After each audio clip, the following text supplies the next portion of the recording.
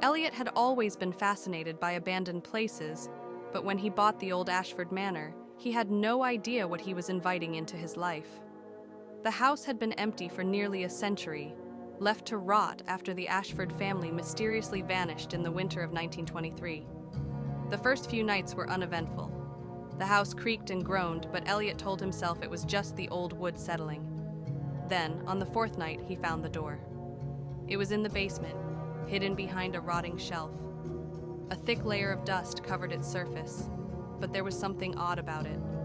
While the rest of the house smelled of mold and decay, this door had a strange metallic scent, like blood. The handle was ice cold under his touch, and when he forced it open, a rush of stale air escaped, carrying a whisper that made his skin crawl.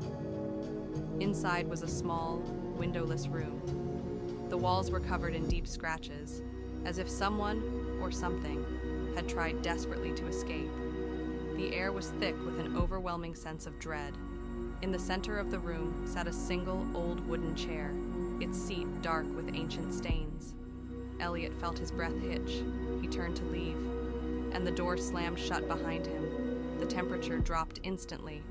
Elliot's breath came out in visible puffs as he fumbled for the handle. It wouldn't budge. A whisper slithered through the darkness. "You shouldn't have opened the door."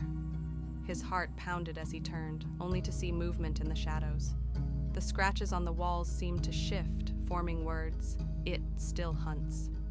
A low, guttural growl rumbled behind him.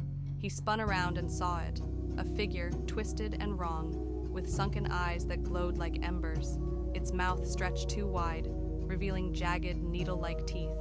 Elliot screamed. The next morning, the neighbors noticed the front door of Ashford Manor was wide open. They found no sign of Elliot, just his flashlight, flickering weakly at the entrance of the forgotten room. The scratches on the walls had changed again,